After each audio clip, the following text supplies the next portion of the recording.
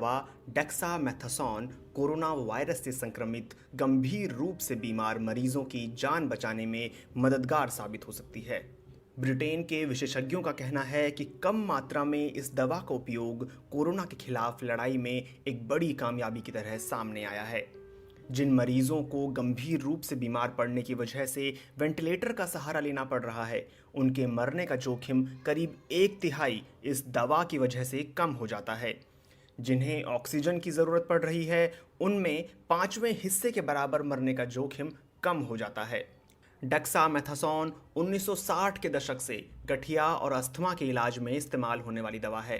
Corona के जिन मरीजों को वेंटिलेटर की ज़रूरत पड़ रही है, उनमें से आधे नहीं बच पा रहे हैं। इसलिए इस जोखिम को 1/3 तक कम कर देना वाकई में काफ़ी बड़ी कामयाबी है। शोधकर्ताओं का अनुमान है कि अगर इस दवा का इस्तेमाल ब्रिटेन में संक्रमण के शुरुआती दौर से ही किया जाता, तो फिर करीब 5000 लोगों की जान बचाई जा सकती थी।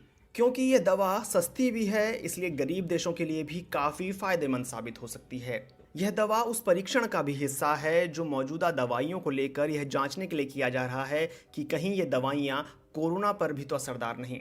कोरोना के करीब 20 मरीजों में से 19 मरीज बिना अस्पताल में भर्ती हुए ठीक हो रहे हैं। जो मरीज अस्पताल में भर्ती भी हो रहे हैं, उनमें से भी ज़्यादातर ठीक हो रहे हैं।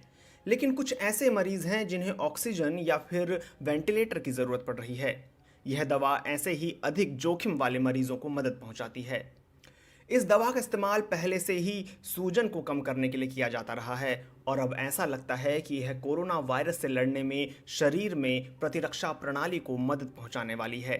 जब शरीर की प्रतिरक्षा प्रणाली अधिक सक्रियता के साथ प्रतिक्रिया करती है, तब वैसे हालात को साइटोकिन स्ट्रॉम कहा जाता है। यह जानलेवा हो सकता है। ऑक्सफोर्ड यूनिवर्सिटी की एक टीम ने अस्पतालों में भर्ती 2000 मरीजों को यह दवा दी और इसके बाद इसका तुलनात्मक अध्ययन उन 4000 मरीजों से किया जिन्हें दवा नहीं दी गई थी।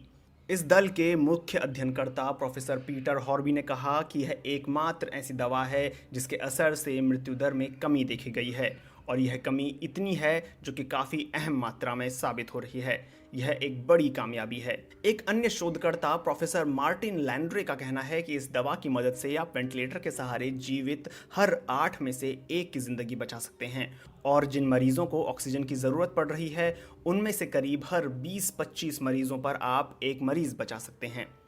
वो कहते हैं कि यह साफ तौर पर मदद पहुंचाने वाली दवा है। डेक्सामेथासोन के 10 दिन के इलाज का खर्च एक मरीज पर करीब 500 रुपये पड़ता है। ऐसे में महज 3500 रुपये में एक मरीज की जान बचाई जा सकती है और यह दवा हर जगह मिलती है। हालांकि कोरोना के जिन मरीजों में हल्के लक्षण हैं, उनको यह दवा कोई मदद नहीं पहुंचा पाती है। इसलिए प्रोफेसर लैंड्रे कहते हैं कि जब ज़रूरत पड़े तो अस्पताल में भर्ती मरीजों को ही यह दवा देनी चाहिए और लोगों को यह दवा बाजार से खरीद कर अपने घरों में रखने की कोई ज़रूरत नहीं है। जिन दवाओं पर ट्रायल चल रहा है, उनमें मलेरिया की दवा हाइड्रोक्सी क्लोरोक्वीन भी एक थी, लेकिन इस दवा की वजह से हृदय संबंधी समस्या बढ़ने और जान जाने का खतरा रहता है। एक और दवा रेमडेसिविर है